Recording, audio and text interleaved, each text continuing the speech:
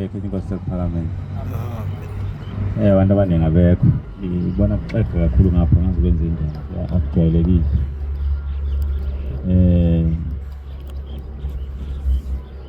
Siyabonga abantu basePhalamende ukumenywa inkosi yeSabatha ukuba sibe khona lapha enkonzweni enkulu yeSabatha. Siyabonga abantwana bokukholwa. Lolu memongo lwezulu usho njalo sibizile. Uthi lolu memongo lwezulu ziyamenywa zonke izizwe. Nathi ke silapha abantwana basePhalamende simenyiwe inkosi yeSabatha. Simenywe uNkulunkulu, simenywe uJehova ukuba size lapha ukuzomdumisa.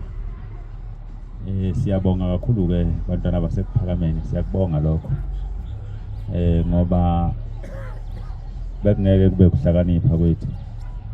kepha kube ukuthandwa uNkulunkulu. Siyabonga sami singidukele, ngicela ngiphe sakho nzima. Siyambonga kakhulu uNkulunkulu wasePhalamende ngokusithanda singabantwana bakhe. Nathi silapha endaweni ezikude zaseGoli, kodwa uNkulunkulu avume ukuba sibe khona. Bayavama abantu uma besezweni elikude ukuthi bashintshe. Abantu besezweni elikude bavama ukushintsha. Kodwa ngiyabonga sonke njengoba silapha nje singabantu abahambile abalapha eGoli. uNkulunkulu wenzile ukuthi noma sisekude mhlambe nabazali noma nabantu bezwe lakithi mhlambe besibesaba besingabesaba, kodwa ukwesaba kwethu kudlule sesaba uNkulunkulu. Sazi ukuthi njengoba silapha nje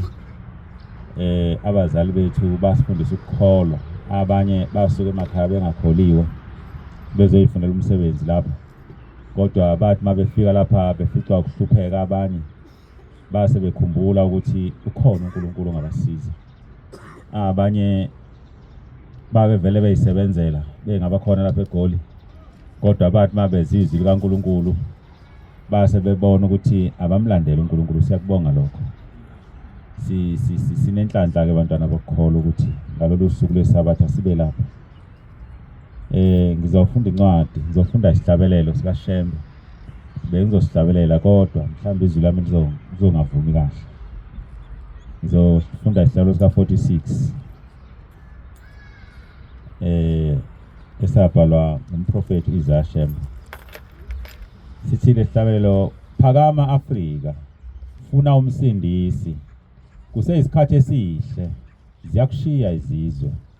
Phakama Afrika, funa umsindisi. Namhla uyinhlekiso yazo zonke izizwe. Phakama Afrika, funa umsindisi. Namhla sizigqili nezigqilikazi. Phakama Afrika, funa umsindisi. Namhla siziqwashu zokwesula izinyawo zezizwe. Phakama Afrika, funa umsindisi. Namhla amadodakazi akho ayizigqila zezizwe. Amen. Kwakhuluma umprofeti uIsaiah Shembe lapha. Kwakhuluma umuntu ovela ezulwini, ekhuluma nesizwe owayithunyelwe kuso. Ngoba umprofeti mayifika kubantu usuke ethunywe uNkulunkulu, emthumele ukuthi azoqondisa abantu noma leso sizwe ngokukaNkulunkulu. Sake sathandwa ke nathi bantwana sePhalamende siyindle eminyama, sakhunjulwa ngomprofeti uIsaiah Shembe. Wasikhumbula, wasidonsa ngezibopho zothando. Sonke nje basilapha njena sibizwe kanjalo ngabanye. Sibizwe ngendlela ezahlukahlukene bantwana basePhalamende.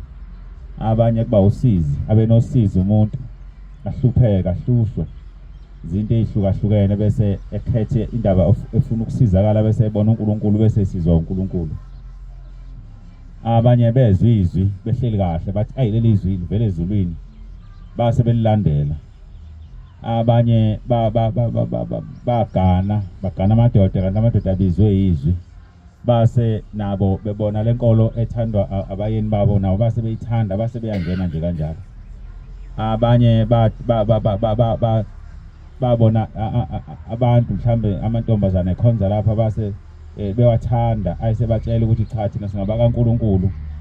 zase lezi insizwa zimthanda lo uNkulunkulu walamantombazane base begcina bekholwa kanjalo bebizwa ngoba bebe nobudlelwano nabantu abathandwa uNkulunkulu nabathanda uNkulunkulu. Indlela zokubizwa abantu bantwana zehlukene kodwa zonke ezikaNkulunkulu. uNkulunkulu mayekufuna ukufuna ngendlela yakhe.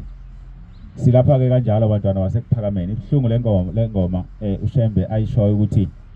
phakama Afrika ufuna umsindisi kuseyisikhathi esihle ziyakushiya izizwe. Ukufika kaShembe wona sekuphameni kuyinto enkulu kakhulu. Kwakuzokhulula umuntu omnyama ebugqilini. Ebugqilini kakhulukazi bengqondo. Noma wafika uShembe sigqilazekile kakhulu nangokwezepolitiki. Kodwa ipolitiki imgqilaza umuntu physically iphinde imgqilaze futhi nangokwengqondo. Wafika kuShembe abantu abamnyama becindezelekile kakhulu. Wafike wathandaza wafundisa. Wathi ngiyanifundisa abantwana basekuphakameni ngiyabafundisa abantwana bakholwa ukuthi akekho umunye umsindisi khona uNkulunkulu. Nakuyo le politiki lena ecindezele wayesesifundisa wasesinika ingoma ukuthi sihlabelele sicele uNkulunkulu ukuthi asikhulule ebugqilini bezepolitiki. Waphinde wasifundisa kulezi ingoma kuyothi mase sikhululekile siphinde siyicule phambi kaJehova ngamasabatha sibonge uNkulunkulu ukuthi wasikhulula kade sicindezelekile. Umprofeti ke lowo umsebenzi ke lowo umprofeti bantu basekuphakameni owenzile mayifika phakathi kwethu. Ufike lapha zikhona izinkolo kodwa lezi izinkolo zingaseyizona izinkolo zokuthi umuntu akayizulwini. Kwaye sekuyizinkolo ezihambisana nayo ipolitiki yangaleso sikhathi. Kwakuyizinkolo ezihamba nakho ukucindezeleka. Ngoba zonke izinto ezazingezomuntu omnyama zazedelelekile kakhulu. Omama bethu noma awokhokho bethu babe ngabantu abathanda ibheshu. Kwafika kuthiwa into yasesihogweni le. Kwathiwa leli ibheshu leli likaSathane. Kwadwetshwa nezithombe mabesixoxela abadala bese lo Sathane ebhinqisa ibheshu bese kubonakala ukuthi ibheshu liyinto ehlangane noSathane. Base kwakukhishwa abantu abamnyama emvelweni yabo eyayingaphambani noNkulunkulu bekhishela ukuthi baphelelwe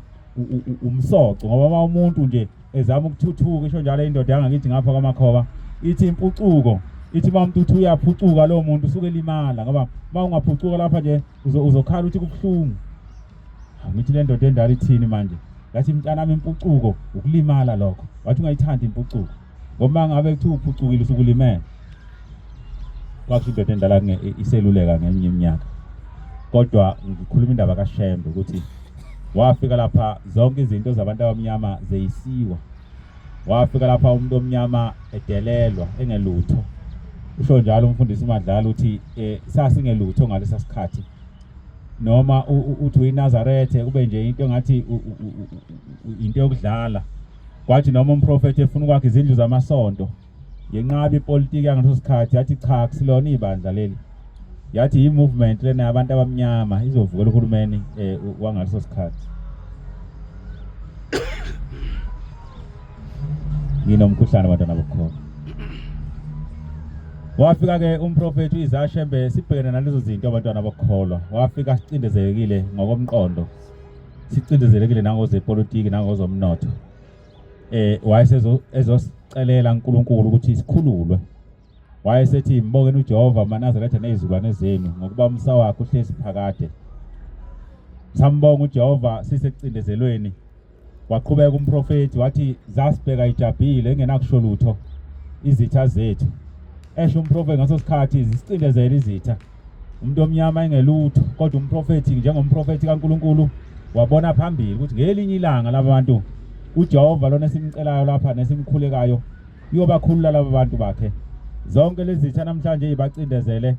siyobabheka seyijabhile engasenakusho lutho.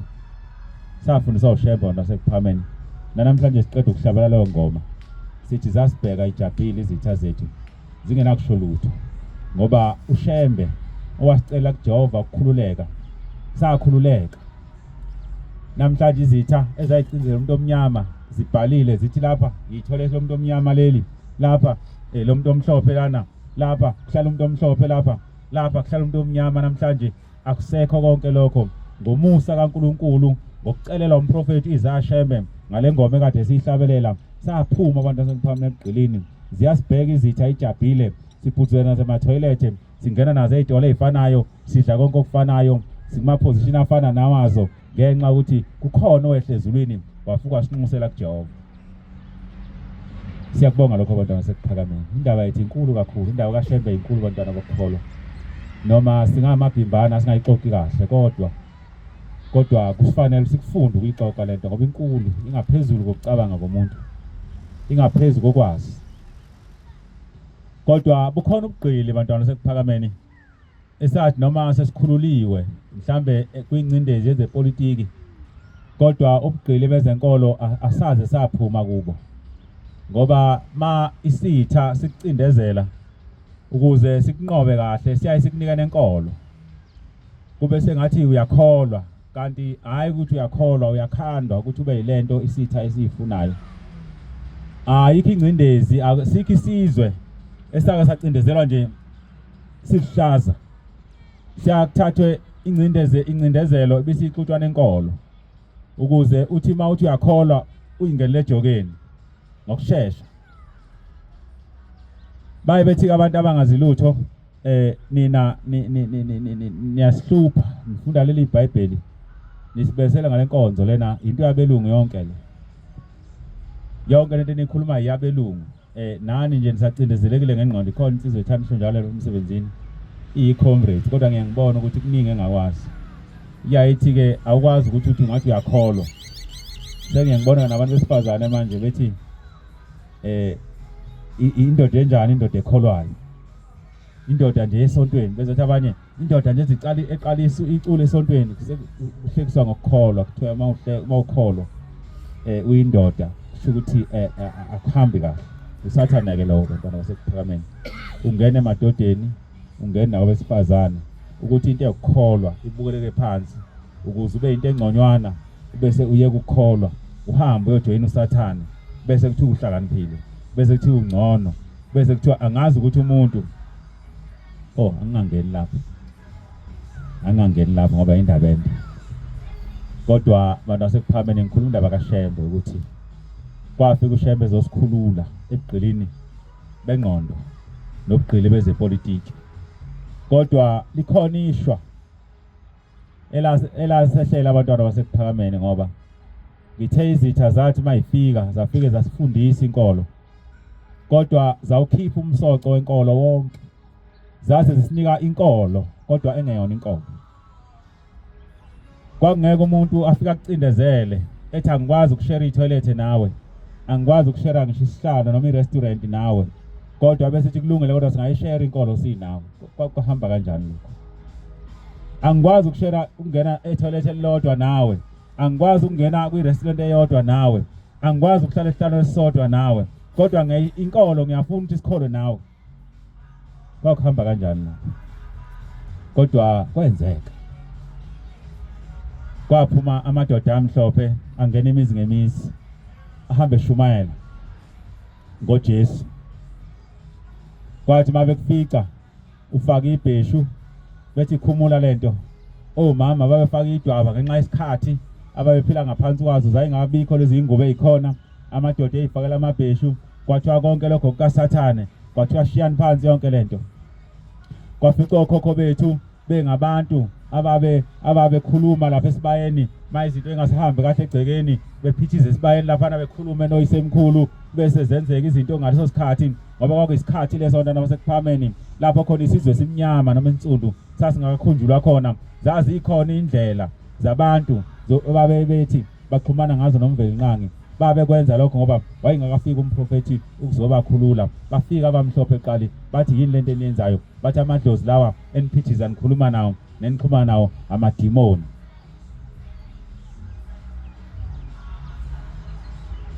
Usizike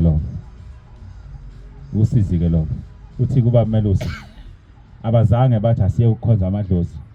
ngoba bethi asiwayekele uNkulunkulu. Kwakuyitulo loku disconnecta nayo yonke into ewumoya ngoba babesaba ukuthi le moya labantu inamandla ngeke sikwazi ukubanqoba ngoba le moya yabo izobavikela base bethatha ke le nkolo lena ke yamadlozi besiyekisa yona kodwa bangasiyekisa ngokukaNkuluNkulu basiyekisa ngokwezepolitiki seyizwa kahle leyo nto bathi amadlozi amadimoni namhlanje amaKristu amaningi athi asindisiwe uma phambi kwakho nje lithi idlozi idimoni hayi kulento uyisho ngokukholwa uyisho ngokwengcindezi yezepolitiki yasemandulo lapha khona abantu abamnyama babe disconnecta khona nayo yonke into engama spirit iyayizobanika amandla ukuthi bengakwazi ukudlala belungu awusumthabelungu izitha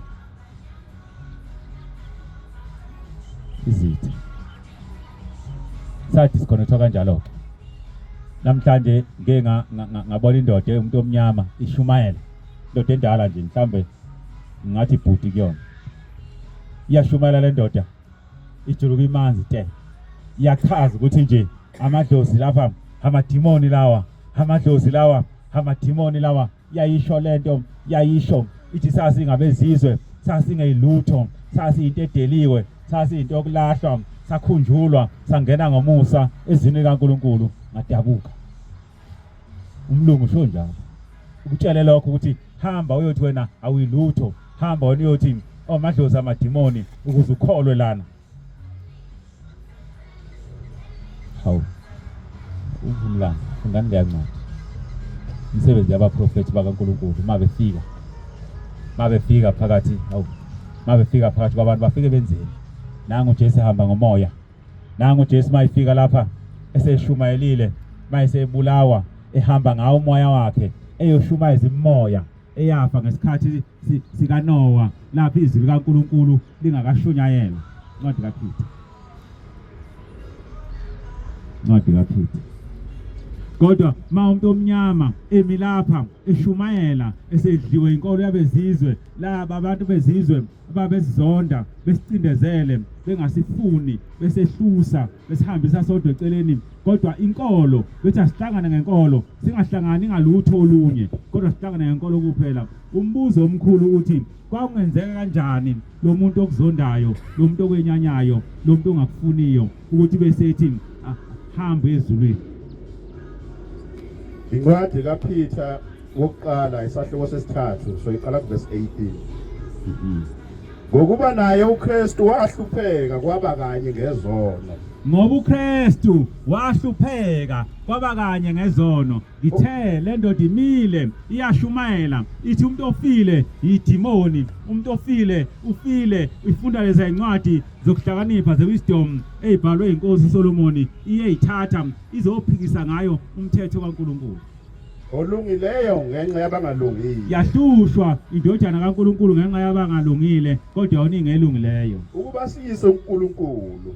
hamba naye ebulawa enyameni kepha ephiliswa emoyeni ebulawa enyameni uYeshua kodwa ephilisa emoyeni ihamba ngawo kushumayela omoya abasekuboshweni wahamba ngalomoya esebulewe wayoshumayela abakade bengalaleli lapho ukubekezela kaNkuluNkulu kuba le moya iyayikade ingalaleli ngesikhathi ethu Noah sakhela umkhumbi yathi mayifa yayisiye kulahlekeni yayisiye kudukeni wayesethi mayibulawa uYeshua emva kwemizukulwane ngezizukulwane wayesehamba ngawo lo moya eyoshumayela kuleyo moya eyayikade inganakho ukulalela izwi kaNkuluNkulu lisakhulunywa imili indoda emnyama ithi amadimoni abantu abangasekho umbuzo omkhulu uthi uJesu wahamba ngomoya wayoshumeza amadimoni na yayibona inkolo mawuyinikwe isitha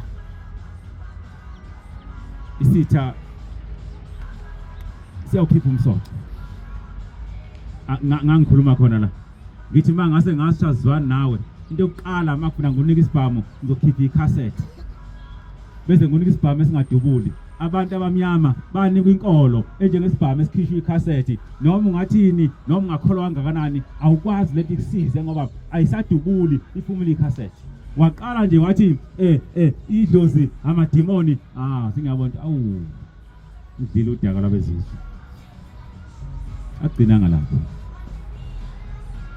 Actually leti indaba nasekuphakame elikhulu inzima kakhulu ngoba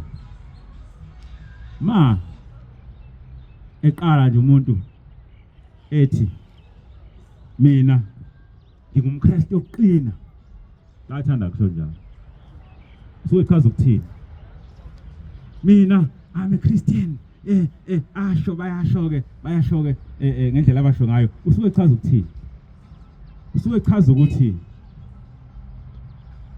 ukuthi abantu abangafunda abantu abangamaKristu usuke echaza ukuthi mina ngiyawujoyina lo mbutho kaConstantine owakha inkolo ngesizathu sokuthi aqede ngenkolo kaJehova usothi ngiyabajoyina mina laba bantu ngoba kuyiqiniso lomlando ukuthi kwathi inkolo ma ihamba kahle kwase ngena bezize kwase ngena imibuso the Roman Empire yayisiqeda ngabantu bonke njengoba uJesu ayiprofethile wathi ngibona kubhidlizwa yonke lento yabhidliza iJerusalema yaqeda ngayo yonke into kwathi bonke abantu abegcina umthetho wakhandwa amaKristi aqeda ngenkolo kaJehova kwathiwa namhlanje nami siyaqeda ngalo Jehova wamaHebheru siyaqeda uNkulunkulu wamaHebheru sethula manje uNkulunkulu omusha oJesus Christ oNkulunkulu wezizwe zonke okuqedwa ngayo uNkulunkulu oJehova kwahlala phansi eBoardroom yabunjwa lenkolo ibunjwa uConstantine ne cabinet yakhe bayikhanda lenkolo ukuthi ukuze umuntu omnyama sikwazi ukumzuza singenze njani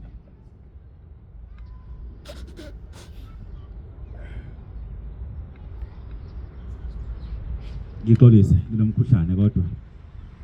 sithunyiwe bantwana sekuphameni ukukhuluma lezi ndaba usuke ejikele umuntu ke ngiyawujoyina lo mbutho ngoba kuyiqiniso lomlando bantwana sekuphameni ukuthi ngo325 AD uConstantine bahlangana eCouncil of Nicaea bahlala phansi babumba inkolo yobuKristu base bethatha indodana kaPope Alexander base bethatha isithombe sayo base besidweba base bethi Jesus Christ base bemthumela eAfrika base bethi uNkulunkulu wezizwe zonke uNkulunkulu olingana noNkulunkulu uJehova umdali wezinomhlaba ngoba kwaqedwa ngoNkulunkulu uJehova umdali wezinomhlaba sekufakwa manje uNkulunkulu omusha uNkulunkulu wesitha uNkulunkulu osefika nezinto ezintsha kwathi yonke inkolo kaJehova kade singabantu bokunikela kuJehova yakhishwa iminikelo kade singabantu besabatha lakhishwa leli sabatha kade singabantu bomthetho kaNkulunkulu wakhishwa lo mthetho kaNkulunkulu yakhishwa icassette esibhanyeni sanika inkolo abantu basefameni noma ugijima nayo noma ukholo kangakanani kodwa ingakusebenzeli izathu ukuthi ingakusebenzeli ukuthi inhloso yokuthi uyinikezwe kwakuukuthi ingakusebenzeli kuze mase isitha sikushaya uthi uyaNkulunkulu ufuna uNkulunkulu angakuzwa uzokuzwa kanjani uzokuzwa kanjani uNkulunkulu ngoba lesabatha usaligcinwa sekuthiwa manje nikhonza kwase kukhuluma indaba yivumana nezintsha kwakhulunywa yonke into wona sekuphameni kodwa inhloso yakho konke lokho kwakukhipha amandla kuyinkolo kwakukhipha icassette esibhanyini ukuze sithi amasikunika ungasakwazi ukuyiphindiselela uphathi into kanti uphethe into engeke sasebenza umbuzo olula kwangenziwa yini singatshela ukungena etoilet elilodwa isitha kodwa bese just call ndawonye kwakwenze njani imission zonke ezakhiwa lezi zazakhiwa abantu abamhlophe beqoqa abantu abamnyama bebasondeza kodwa labantu abaqoqayo bathi akungena endlini eyodwa yesonto abangeni nabo endlini yangaseseyodwa kanti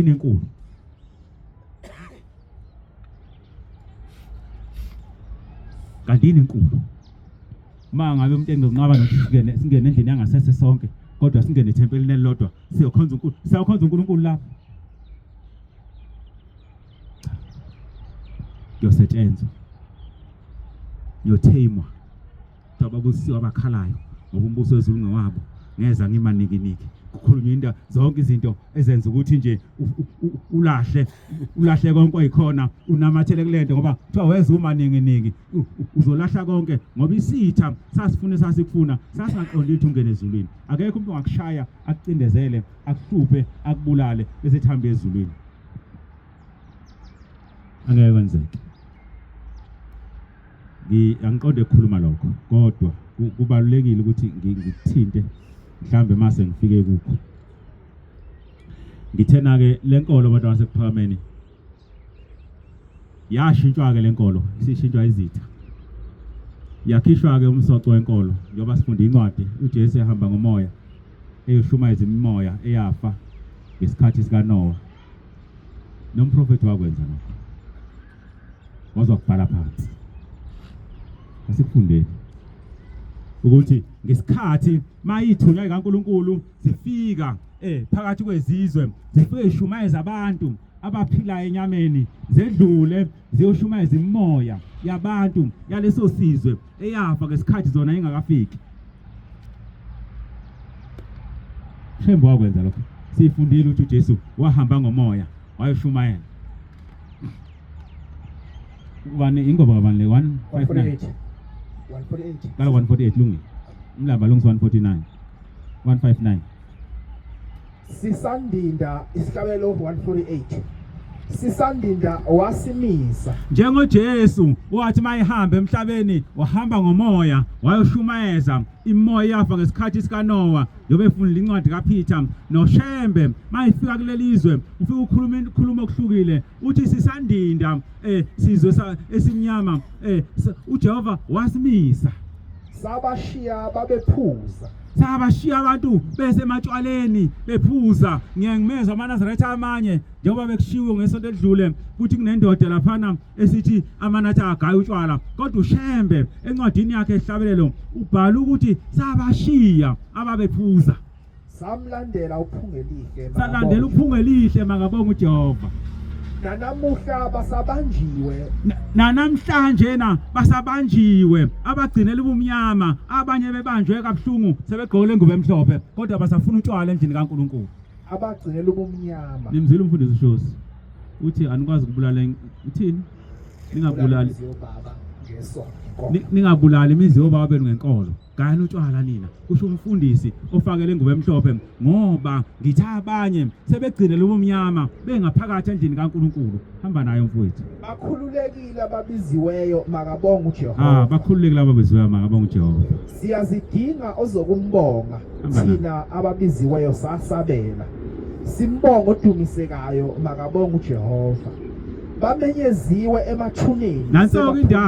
nanso indawo engifunayo uthi uShembe bamenyeziwe emathuneni iphinde babona bamenyeziwe emathuneni uthi uShembe bamenyeziwe ngithe mangifika lapha ngiyinceku kaNkuluNkulu ngithe mangifika lapha ngisithunywa sikaNkuluNkulu ngase ngiyabamemeza emathuneni bonke abantu abahamba emhlabeni ngaleza ikhathi akubantu abamnyama lingakafiki izwi likaNkuluNkulu wathi mayifika uShembe wayesememeza wamemeza abaphilayo wamemeza nabafile emathuneni sebephumile sibabonile uthi uShembe baphumile emathuneni ngibabonile khuluma uShembe lapha isithunywa sikaNkuluNkulu khuluma umuntu wasezulwini uthi baphumile emaNazaretha ngibabonile bangenile emzini oyingcwele makabonga uthi bathema bephuma lapha emathuneni base bengena emzini oyingcwele makabonga uJehova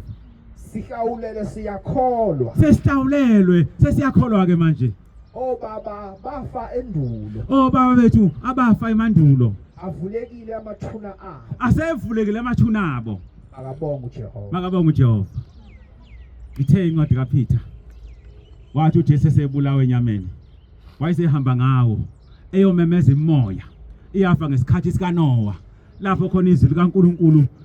lingakacaci kahle kubantu lingakezwakali kahle kodwa wathi maye uJesu wayesiyoshumayela kodwa kuma indoda emnyama lapha ithi amadlozi amadimoni sobethile ufunde babona mhla uShembe efika lelizwe naye sememeza imoya ngoba ngifuna lento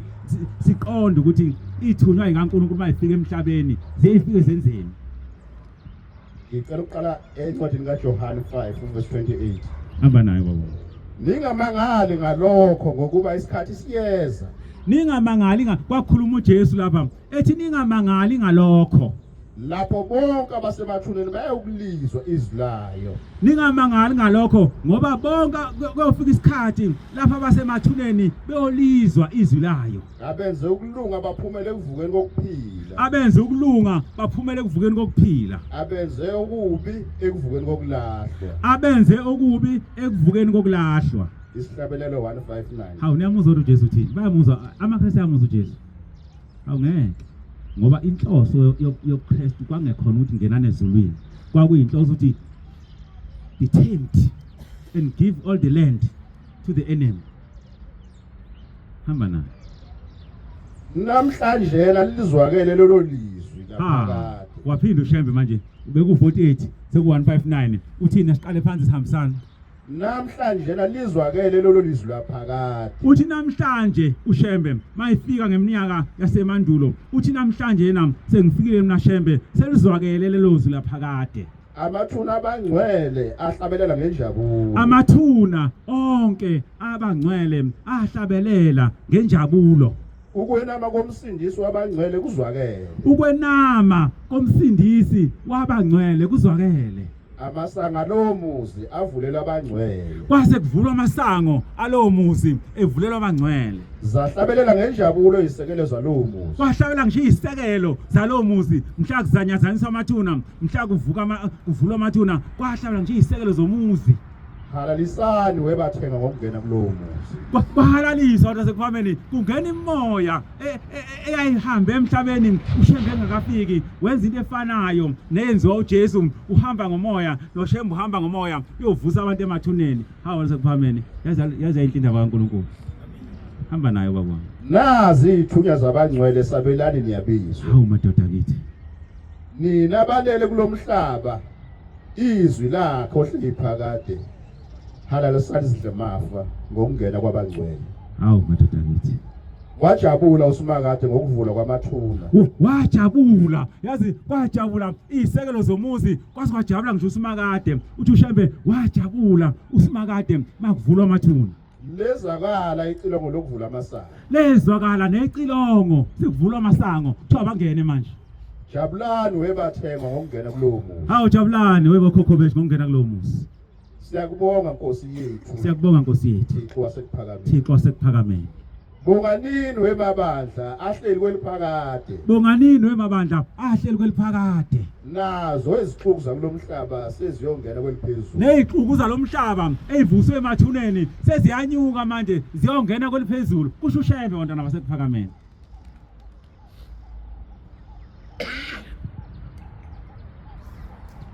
Bantu basekuphakameni angazi ukuthi ngingathini ngoba ngithintwa kakhulu amazwi umfundisi uShozi lapho wasebuhleni mayethi yekani ukubulala imizwe eyihlo ngenkolo ubani wathi yekani ukugawa utshwala kodwa ushembe ngomeni ka 48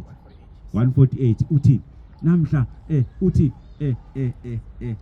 sisandinda wasimisa sabashiya bephuza uthi ushembe sabashiya bephuza kodwa kulezi insuku lezi sekwazi ukuthi kuma bafundisi befakele ingube engiyifakile bethi abantu amaNazareta awabuyele etshwaleni masikhuluma bese Nkosi yami besola besizonda besikhuluma kubi kusenze njani njengebandla likaNkuluNkulu uma umuntu echitha ibandla likaNkuluNkulu bese ethi ungangikhuzi mawungikhuza sibaningi thina sizolwa nani ungikhuza bazosenzani siyeke umprofeti bamphikise athi umprofeti namhlanje nami utshwala phuma emzini yamaNazaretha ngoba usefikile yena esithunazulwini bese bethi bona angabulawa imizi makukhisha utshwala ikhona umzi wakho utshwala njobe ngamaNazaretha nje bangangikhombisa umuzi ukuthi yazi utshwala basiza na indumezulu yomuzi yakhiwe namhlanje na utshwala lobusize lapha kodwa ma ushembe efaka izwi likaNkuluNkulu bayamphikisa bathi mayithi ushembe sabashiya bephuza bathi bona namhlanje na utshwala kubuye emzini yamaNazaretha ngoba iyabulawa imizi makukhisha utshwala ikhona umzi wakho utshwala lana sekuphakameni ngisengikhuluma kubakuningi ngiyadabuka ngikhuluma ngibe bese ngidabuka ngoba sinenkinga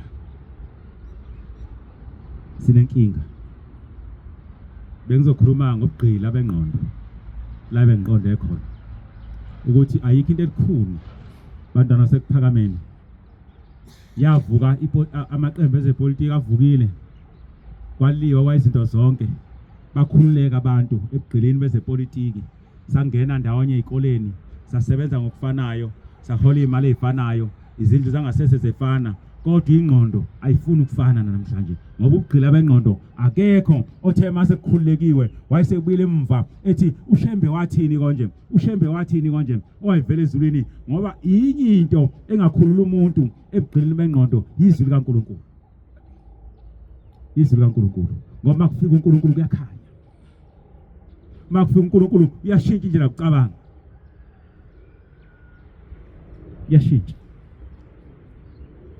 yashintsha mangibuka manje sengikhonza uNkulunkulu wamaNazaretha kaNkulunkulu uJehova ngibuka ngisahamba namaNazaretha lawa kaShembe ngiyabona ukuthi inkulu into eyenziwe uNkulunkulu la ecabangeni ngiyabona uNkulunkulu ezinto enkulu kabi la ecabangeni angikhulumi ngoba bayesethi masikhuluma bethi kodwa niyahlupheka aninayo imali azange sethembisa imali uShembe wasethembisa izulu funda ingoba kaThemba ukuthi uShembe wasethembisani ngoba bayethi hayi khona ngikhathi bethi hayi siyabona namanje usahlupheka ngihlushwe yini khona into oyelalenga ongalale engadlile ohluphekayo hawu bantu basePhakameni kanjani labo bantu kanti uShembe wasethembisa ingcebo yini noma wasethembisa umuzi Isigabelo 10 umuzi wamaNazaretha umuzi wamaNazaretha lapho siya khona ukhazimula ngaphezulu kwelanga nenyanga umkhokheli wakhona munye kuphela uJehova kuphela inkosi enamandla iqale phansi ugcine lapho ugcine khona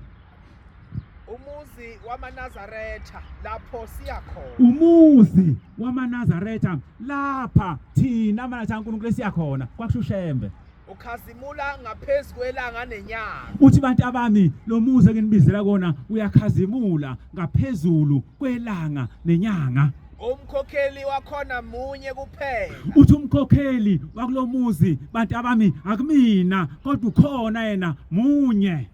uJehova kuphela inkosi enamandla nguJehova kuphela inkosi enamandla akabonga uNkulunkulu wasePhakameni amen hawo bantu basePhakameni singathula kanjani endaba engaka ngithe kodwa ubugqila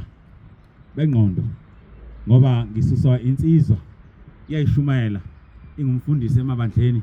obuKristu ithi sasi ngabezizwe uthi sasi ngelutho sasi izinto zokulahlwa wafika uNkulunkulu wasikhipha sasikhonza amadlozi amadimoni sasinjani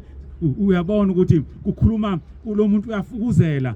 ukhululekile ngokwezepolitiki kodwa akhululekile ngokwengqondo ngoba akwazi ukwehlukanisa umbala omhlophe nomnyama bafika abezizwe kodwa nabakholwa bafika bezosifunza ngoJesu oseNkulunkulu uJesu sefika nawo bezizwe basi belo Jesu wabo abasinika yena uNkulunkulu hawu sithi siyababaza kodwa hayi uNkulunkulu kwathiwa ngani ngoba munye ngani wamthathe emunye bayichaza lento mawuthi uvula iBhayibheli uyayifuna lento awuyitholi kodwa uyithola la emlonyeni nawe beyikhuluma beyichaza isiyiscience inkolo isiyenziwe yalikhuni size afuna abantu abayifundela umuntu azafunde abuye nediploma nedegree yokukholwa ngenzeka nabantu bangene esihogweni nama degree yokukholwa ingenzeka ingozi enjalo kuzoba ingozi kuthi labantu laba abadelelekile akade beyibambela izwi likaNkulunkulu bethi bebambe lapho uJesu asho khona ngoba wathi uYeshua ngiyabonga baba ngoba lokhu kufihlile kwabahlakaniphile wakuveza einganeni zothi ingane malithi izwi ningabugayi utshwala baphu ushembe wabukhipha utshwala emzini yamadoda bese ingane zibiyeka utshwala zingaphinde zibugaye emzini yazo bese kuthi abantu abadala esebengena ukuhlubuka bebuyisa utshwala bese kuthi labantu abanama degree nama diploma okholwa bengaligcinisa abatha bengene esogweni kuthi ingane ethe emazizwa uNkulunkulu ekhuluma uExodus 35 ethi anogcinisa abatha ningabasi umlilo bese ziuyeka umlilo ngesabatha bese kulobuya nediploma nedegree university athi kwakungashiya umlilo kwakushiya ulaka bese ngene esogweni ngokusangena unini uNkulunkulu usaba nini manje ukukhuluma ngolaka manje ngolaka bathi uthi umvangeli wami la ayikhonza khona kwakuthiwa makufunda lo ncwadi kuthiwe hayi umlilo kwakushiya ulaka ungabi nolaka ngesabatha isihogo phela leso uyazi isihogo athi uNkulunkulu ekhuluma ethi lapha endaweni engcwele mase ningene khona bantu abami anokhipha icathulo ngoba lo mhlabathi enikona usungcwele ngoba senibiza igama lami athi one degree ne diploma yase university ethi mntanami kwangashiyo icathulo kwakuthiwa khumula inhliziyo nabo ngeke sikona ama degree ngiyabonga baba usho njalo uJesu uthi ngiyabonga baba ngoba ukufihlile kwabahlakaniphile wakuveze inganeni namhlanje ngizosho njalo lapha ngizothi ngiyabonga baba noma singebona abantu abanjani nabanjani kodwa Nkosi ulivezile Nkosi izwi lakho kithi wathi Nkosi mawusho lokho senze okushilo sangathatha izinto sazenza inganekwane Nkosi mawuyikhuluma ngoba izomlenza inganekwane mayithi icathulo lokuthiwa inhliziyo mayithi umlilo lokuthiwa ulaka yonke into iyaphikiswa nje phambene ngiyabuza ukuthi ngoba leli ncwadi yeBhayibheli incwadi yomthetho incwadi yomthetho ngenzeka kanjani ukuthi ifundwe figurative incwadi yomthetho mathi ijaji liphethe incwadi yomthetho ngiyagweba lapha ngigweba u2 years ngecala elithilo lenzile kungenzeka yini bese kuthiwa no ube ngasho 2 years besho ukuthi nje incwadi yomthetho shayiqonde it can't be figurative ngoba kufanele igwebe iqondise awukwazi ukuthi cha ibingasho lokho ibisho lokho ngoba yakhela abafundile afundile yakhelwa ingane nabantu abadala yakhela lonke uhlobo lomuntu ngoba siyezulwini la siyakhona asingeni ngama diploma asingeni ngama degree singena ngezwi likaNkulunkulu manje mazizohlakanipha sidlula iBhayibheli sizoba njani mazizohlakanipha sidlula iBhayibheli sizoba njani sichaza iBhayibheli ngathi sichaze inkondlo ebhalwe yithi inkondlo ebhalwe ngasho nje achabe ngichaza ukuthi ngobhalwe uwe leli iBhayibheli azange labhalwa abantu alikwazi ukuchazwa abantu malithi kumhlophe malithi kumnyama ukuze libe standard somhlaba wonke ngoba ke yathi kumhlophe thina lapha eThekwini sathi kumnyama kwenye indawo bazothi kupurple kwenye indawo ukuthi kublue kwegcina indawo yankulu into yomdlalo imabhadu ngoba ayisi figurative ayisiko literal njengomthetho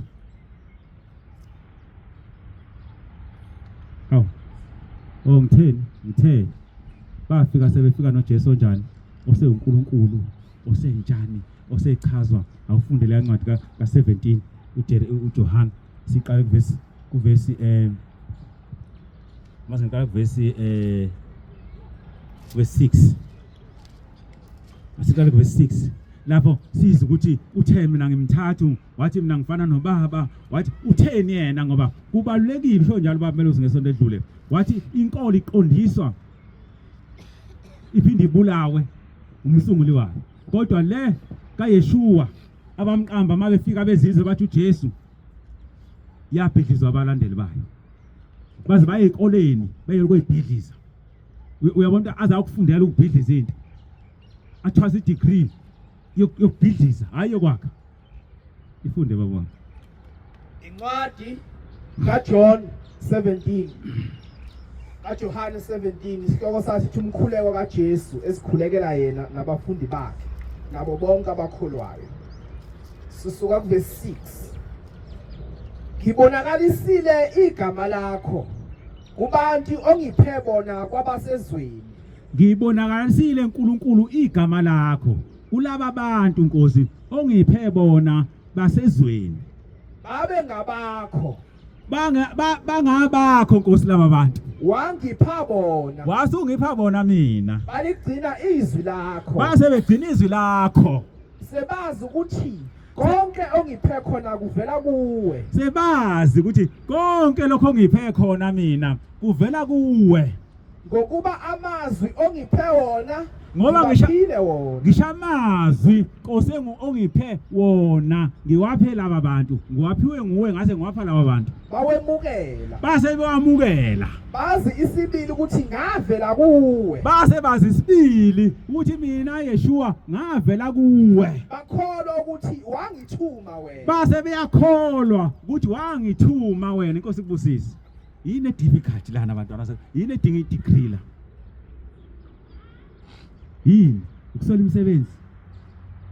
yini ungabinayo maths ne science yini understand ngoba akekho umuntu ongayizwa leshow Jesu la mayikhuluma akekho ongayizwa kodwa mase usumile usubuya nale degree uvela besilime esifundile usuthi hayi umthathe emunye ngoba ngazi kanjani kushiwo into elikhuni engazi alukazi engangoma wami nje ngayibamba kanjani le nto inkolo manje na impucuko uthe indoda endala eyangululekayo umuntu ephucuka uyalimala inkolo impucuzeko ufuna manje sichaze iscience la esontweni sithi mthathe emunye ngoba wathi uyimi nami nguye so what hayi asaligcina isabatha thina ngoba uyinkosi yesabatha so what uthe aliyeko nisabatha hayi ngani wathi hamba base bekhikhwebu nabafundi bakhe base bemhlasela abaFarisi bethi ukhelana ikhwebu ngesabatha wayesethi ngiyinkosi yesabatha so ke asalingeni isabatha ngoba wakhe ikhwebu uyabona umdlalo nabona umdlalo ngoba wakhe ikhwebu ngesabatha so ke asiliyeke nathi isabatha asikubase lo mlilo uNkulunkulu athi asingawubasi asingiyakudumisa ngaleli sabatha asidumise ngesonto ngoba wakha nje ikhwebu bakwayilaya webantu ubayasi ukuthi lezi ikhwebu seziyinkolo kubayasi usathane mayifuna ukubhidliza inkolo uhambe ecinga ama loopholes amancane babelambile wona sekhwameni bese uhambeni baficwa indlala wayesethi kunokuthi babulawe indlala usho njalo babemele usimayisifundisa uthi umthetho kaNkuluNkulu awuzange ukuzobulala abantu kodwa ufuna ukuphila ngeke makuzalwa ingane ngesabatha kudingeka amanzi afudumele bese kuthiwa ayife lengane ngoba izelwe ngesabatha thina sigcina umthetho usho njalo baba funda bakwami Wathi kade Deuteronomy 30 uverse 11 Deuteronomy 30 verse 11 ngokuba lo myalo engibuyala ngawo namuhla ulukhuni kuwe thathi umnikezeni imali ngiyathanda sizwakala sonke ngoba sishumeza sitshela umhlaba sitshela zonke izizwe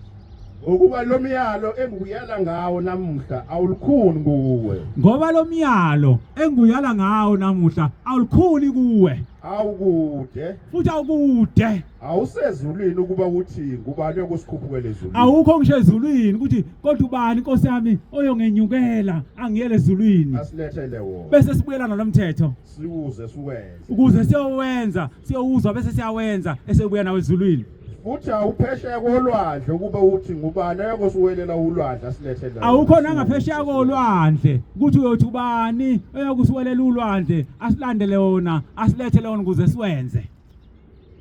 ula phambi kwethu nanku siuphethe ngezandla Nkosi bantwana sekuphakameni ukhona kodwa inkinga yethu singena ukukholwa singene impucuko umuntu ephucuka uyalimala bantwana sekuphakameni ayikho into eyingozi njengenkolo esingene impucuko ngoba ibanga yabakhethiweyo ayibisiyabanga lezalukazi ezizala thina ezifaka idwaba isinge abantu manje okufuna manje ba understand lento ekuthiwa iTrinity ayinalo ngisho igama lesizulu kuyahlanganiswa nje kuthiwa imthathe emunye ngoba yike eBhayibhelini yakhiwe undaba bwami ngokuba umasona ngabomu ngoba umasona ngamabomu emva kokuba sesamukele ukwazi kweqiniso sesemukela ukwazi kweqiniso akusekho umnikelo ngezono akusekho umnikelo ngezono kepha kuphela okulindela okwesabekayo kodwa kuphela ukulindela okwesabekayo ukwahlulela nomlilo oshisayo ukwahlulela nomlilo oshisayo ozakuqeda amaphikankani uzoqeda wonke lamaphikankani odelela umthetho kaMose ma umuntu edelela umthetho kaMose ethi uyakufa angihambe nawe lapho ngoba khonto abayishoyo lapho odelela umthetho kaMose bese ethi angisaphili ngaphansi komthetho ngoba senginezivumelwano esisha esingivumela ukuthi ngene ngeyicathulo endlini kaNkuluNkulu esengivumela ukuthi ngifaka amabhlukwe ngibe ngithi ngikholiwe esingivumela ukuthi ngaligcinisa abatha ithini incwadi odelela umthetho kaMose uyakufa odelela umthetho kaMose wonke izinto uyakufa engahawukelwanga ngezi lawo fakazi ake ukuhawukela nangezila ufakazi ababili noma bathathu noma babili noma bathathu odelela umthetho kaMose uyakufa iNew Testament lo ifundile amaHebheru bengadideka abantu beqala sengihlehlile ngoba yesho njalo ukuthi laba abathanda iOld Testament cha sigijima neBhayibheli lonke nje ngoba singabantu bakaNkuluNkulu akukho esikufihlayo akukho esikhohlisa ngakho abantu incwadi yamaHebheru 12 isho njalo ithi odelela umthetho kaMose uyokufa awona sekuphakameni isikhathi sini konje sesizoshaya bona sekuphakameni ngikhuluma indaba yethu ngikhuluma ukugqila bengqondo abantu basekuphakameni ukuthi uma umuntu esegqilaziwe ayikho into njengoba nje namhlanje na sekukhona abantu abathi uJesu uNkulunkulu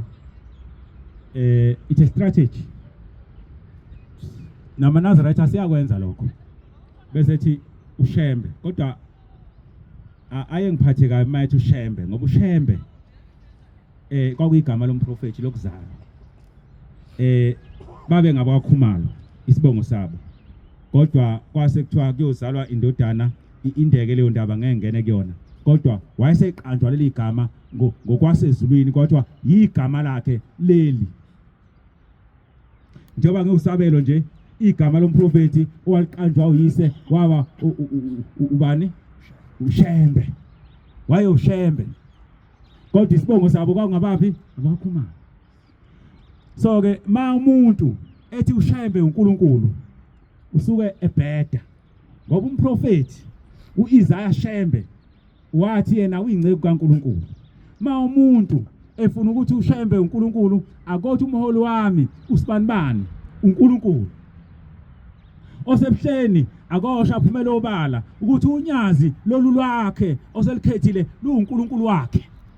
angasho ukuthi ushembe namhlanje siyabe phuca igama lika Shembe ngoba linomnikazi walo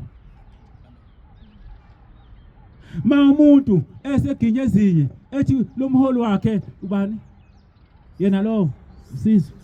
ma efuna umholi wakhe oseginye ezinye ethi uNkulunkulu akasho ukuthi umholi wami usizwe uNkulunkulu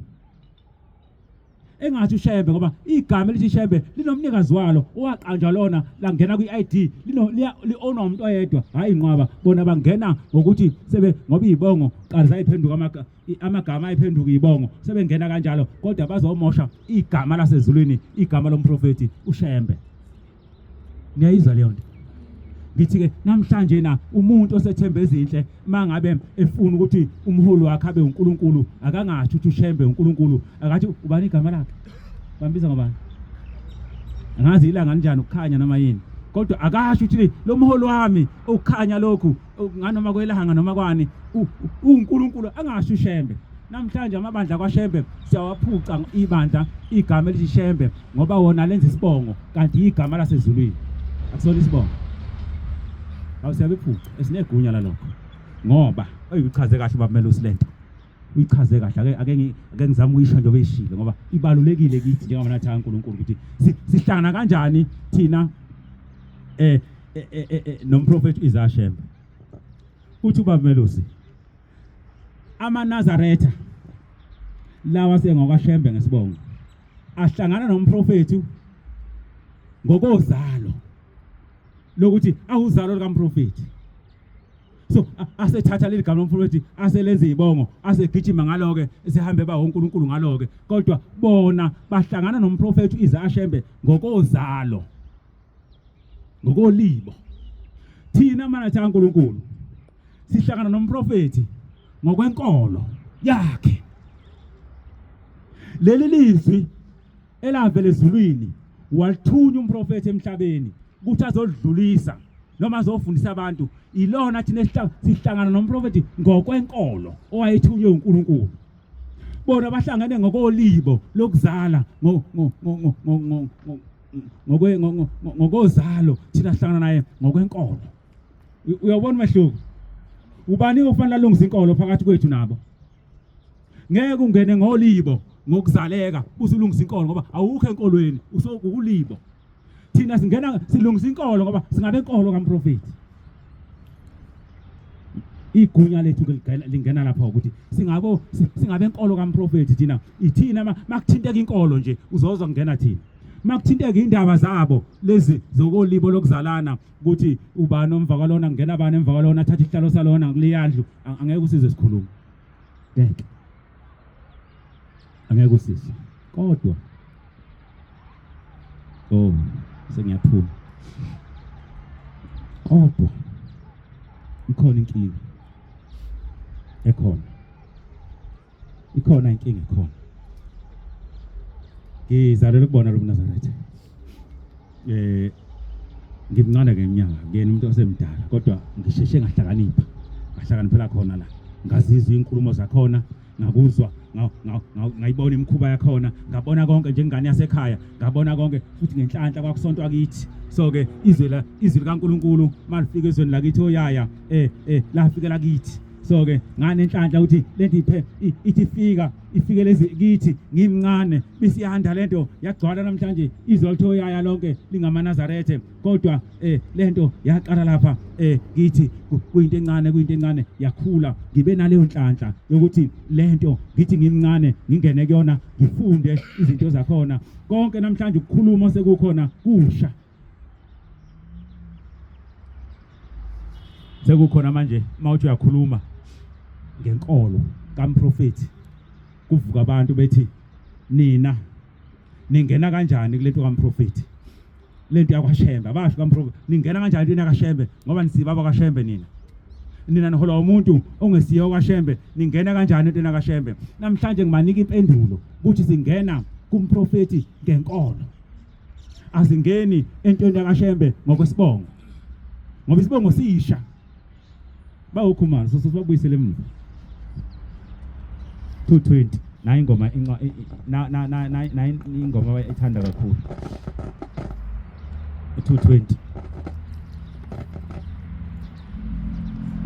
now 220 bawuthanda kakhulu ube sibani nothi vusa omunye endlini yami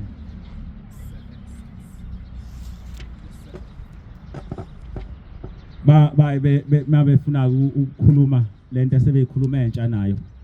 bayibethi vusa omunye endlini yami ahole abantu bakho umnike inhliziyo efana nayo eyakho umphathe umgcobe ngamafutha omusa kodwa khona ingcenyana abangayivezi ngalombhalo okokuqala lo mbhalo awusiyona iwili akusiyona iwili le futhi akusiyona instruction omyalelo lo kodwa ngoba bangena ukuhlubuka bayaye bathathe lamazwi omprofeti bawenze abe iwili ebagunyazayo ukuthi ma kwenzekile kwahamba umholi la ebandleni bese beyocinga nombani onesibongo sakaShembe ngoba bayibethathe lamazwi bawenza iwili bese bethi ke wathi umprofeti vusa omunye endlini yami so ke bese beyofuna umuntu noma lo muntu akakholwa ngoba unesibongo bese beyolanda umuntu okaShembe ngesibongo noma engakholiwe ezohola abantu abakholwayo ngento angakaza ayithande angakaza ayenze angakaza ayijoyine ethe fika ebeyibhedisa ethe fika ema lapha esitezi athi ngoNkulunkulu mina angisona isithixo ngoNkulunkulu ngempela angisiyona into yokudlala kusho umuntu olandwe ngaphandle kwenkolo wafakwa enkolweni efakwa ngesibongo hayi ngenkongo ngokukholwa ngenqala masi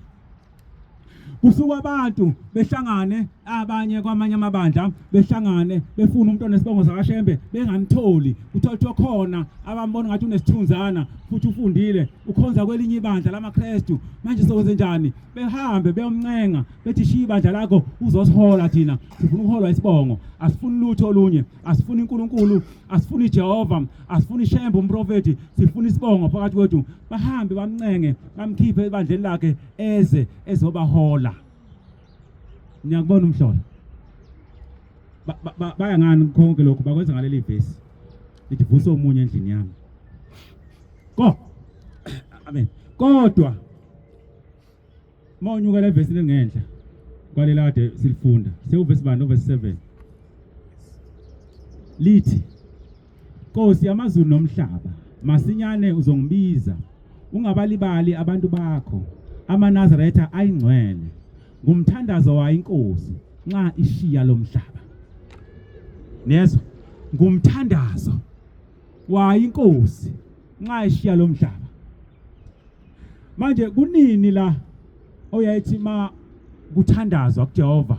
bese lawo mazo omthandazo esebayiwili kunini la khona ma kuthandazwa ma umholi ma umprofeti ethandaza ecela uNkulunkulu ethi inkosi ngenzela ukuthi ngiyacela ukwenzela ukuthi ungenzela ukuthi bese lo mthandazo usuba iwili yebandla bese kuqhamuka amaphupho angekho ngahambe sekhona bese phupha izangoma zakhona sithi sibona uShembe ehlele esuka phansi kuShembe ngaphezulu kwaShembe kuShembe phezulu kwaShembe bese beyofika esibhakabhakeni kuqanjwa amanga afike nezangoma sesikhona enkolweni lo sazalwa singaze sizwe lonto kodwa mase kwakhona isitaki soShembe abangakholwa kwakhona isitaki soShembe abaqhamuka emabandleni obuKristu abazohola into abangayifuni abangayazi abayedele loyise bephila bakhetha ukuyoba amaKristu bashumna bebenyanya namhlanje bezile ngoba sezoma phambi kwabo fundi sihlabelele sihlabelele umthandazo wesabatha overse 58 no 62 nilalele kahle ke endlu kasenza ngakhona ningazenzi ukuthunta izindlebe zenu neinhliziyo zenu ningazenzeli ikhulu overse 62 ayikhumbule indlu kasenza ngakhona nodingane echithekeleyo ayibuthe ekuchithekeni kwayo amen amen inkosi ibusise mhlolo uShembe ngingakafiki lapho ngesikhathi ngo1919 ibandla lamanje lasentabeni enhlangakazi umprofeti walanda amadodana akhe amabili okubabilanga nobabinyanga izulu kwase kuthi ngemumva kwaba umfundisi uMzobe nomfundisi uMnqayi wathi umprofeti uthi uNkulunkulu ngiyangizwa uthi uNkulunkulu angimgcobele namba laba bafundisi bakhe abayoba ngabaholi bakusasa baleli ibandla wobani labaholi khona uMnqayi la khona uMzobe la bese kuba amadodana kaMprofeti amabili kodwa uthi umprofeti kulaba kumaNazaretha uthi uNkulunkulu angimgcobele laba befundisi bakhe abayoba ngabaholi bakusasa baleli ibandla bona labo Mnqayi bona labo Mzolo bakhona nabo ekubunjweni kwalento namhlanje makuthiwa avusa omunye endlini yami sekuthiwa kwakushiya ukuthi yindlu yakwaShembe kodwa mayifunda unkosana wami lapha awuyiphinde lento ngoba angiyazi ihlukaphi uma uShembe ekhuluma ngendlu yakhe namhlanje kuthi usekhuluma ngomndeni wakaShembe kuphela umthandazo wesabatha kuverse 58 no 62 nilalele kahle ke indlu kasenza ngakhona nilalele kahle endlu kasenza khona ushembe wayebiza thina singontuli ebiza bonke abantu ngendlu kasenza ngakhona kodwa namhlanje mayikhuluma ngendlu sekuthiwa hayi wayikhuluma ngengane eseyithatha igama lakhe zalenza isibongo kuphela sekuyindlu manje sekuyindlu ngalabo abathathe isibongo sakhe kuphela kodwa mayikhuluma siyini akusashiko manje ukuthi yindlu kasenza ngakhona sonke siyindlu kasenza ngakhona kodwa siyona indlu kaMprofeti kwenzeka kanjani ningazenzi ukuthunta izindlebe zenu hamba nani nenhliziyo zenu ningazenzi lukhuni uverse 62 ayikhumbule indlu kasenza ngakhona nodingane echithekileyo ayibuthe ekuchithekeni kwayo ayikhumbule indlu kadingana nosenza ngakhona echithekileyo ayibuthe ekuchithekeni kwayo shuthi singeni kuleli verse ngokubantu bakwashembe sithinte kuthi ngoba phela zothina hayi asiyona thina indlu lendlu kwakhona nabantu bakwaZulu kuphela kodwa mangabe ushembe ekhuluma ngendlu kadingana nosenza ngakhona sonke sithi wayikhuluma nathi kodwa mayese ushembe ekhuluma ngokuthi ivuso omunye lapha endlini yami Jehova engikwakhele yona sekuthiwa hayi wayikhona nabantu besibongo isibongo ushembe wayeze ngesibongo nemhlabeni Shembe wayeze ngesibongo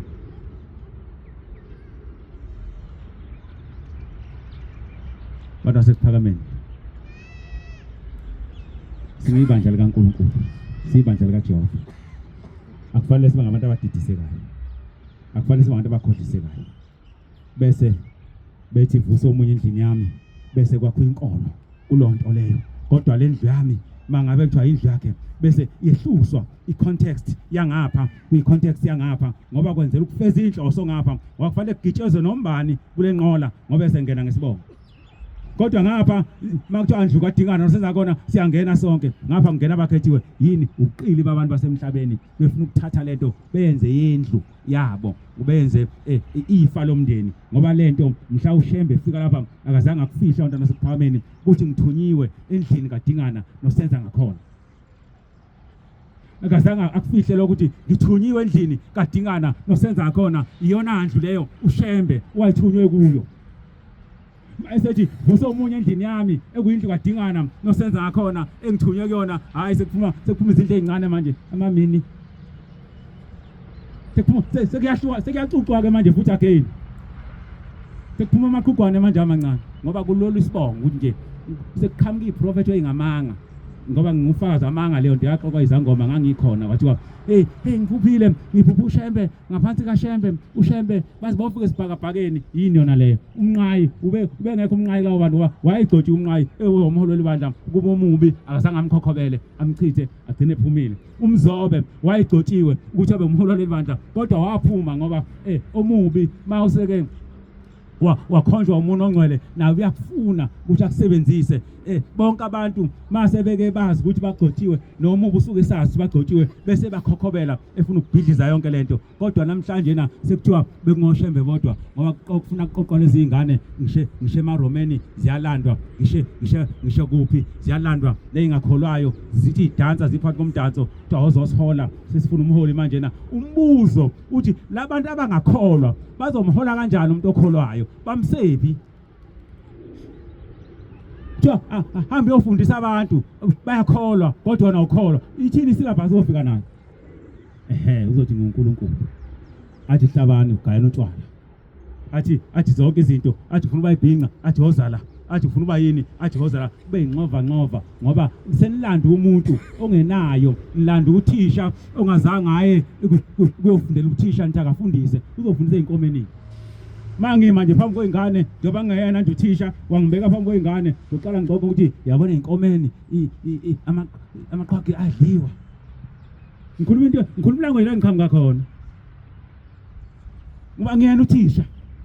labantu abazange baba bafundisi abazange baba bashumayeli abazange baba makholwa abazange baba nazaretha bazothini manicabanga nini nishulani bayabheda ababhedi bashumela ivangela la abaqhamuka khona abantu abahlubule ilaba abawalandile ngoba bebevele sebehlubukile ingakho befuna abantu abangakholwa ukuze bachithe ngabe inkolo ngoba bayazi masilanda izingane ezingabakashembe ngokwesibongo kodwa ingakholwayo siyothi masithi zingonkulunkulu zithi yes ngoba kayimazi uNkulunkulu ngoba kayikholwa siyothi masithi utshwala buyafuneka lapha ziphuza utshwala zivumele bungene ngoba kade ziphuza ziblande kubo ayikho into yokuyilunge abantu abahlubukile abantu abalanda abantu bababeka phambili ebungcweleni bikaNkulunkulu bebazi ukuthi akaze bafune akaze babemukele ubungcwele oyise besaphila bahambe kude bahambe inkalweni bahambe emadlelweni bebalekela ubungcwele namhlanje bazile ngoba sekukhona imali yeah ihlungu iqiniso lasekuphakameni kodwa mase ngalikhuluma ukuthi lokhulunywa ubani obani abanye abahlangana nomprofeti ngokwenkolo ngaphandle kwethu manje inkolo kaMprofeti singayiqondisi thina manje uNkulunkulu suke sicabanga ngeqondiso bani kanti libe khona lana leli bandla ngoba isizathu sokuthi leli bandla libe khona ukuthi wathi babilanga ithini le ndaba ithi ngibone leli bandla lichitheka ngibona indoda iphuma emkhonweni weJust la khona indaba esho njalo asiyeke singayifuni so ixoxa ngelilanga indaba ende kodwa mase kuvuka abantu bechitha leli bandla uNkulunkulu wabona wayesekhetha uJesu wakithi ekuphakameni ogogo landiwe wayesethi kule ntandane umprofeti wathi abantwana abazalwa le ntandane yami kuyothi noma bengebona abakwashembe ngesibongo kodwa bebe nomoya kaNkulunkulu njengoba silapha nje sihlangane ngomoya kaShembe sihlangane ngomoya kaNkulunkulu asihlangane ngolibo ukuthi lo uzalwa ubani lo uzalwa ubani lo okwabo lokho thina sihlangana ngomoya kaShembe ngoba mhla uShembe lapha efika kuthina wathi abantu abami ngingumprofeti mina ngingumprofeti womkhathi ngokwesihlanu ngifika lapha njalo mayisizwe sesonile uJehova uyayangithumele kuso ngokuhlanganisa intombi nensizwa abanenhliziyo ehlanzekileyo bese ngehla mina profeti emkhathini ngifakwe esibelethweni sale ntombi nalensizwa bese ngiyazalwa nami ngikhule njengani bantu abami kodwa ngelinye ilanga uJehova wangibizela entabeni yasenhlakazi ezokwehlukanisa siyekela ukukhuluma manje vele sikhuluma enye soyika kanjani balente inkonzo indaba yasezulwini ha Nkosi bose sikuzulu ufawunqa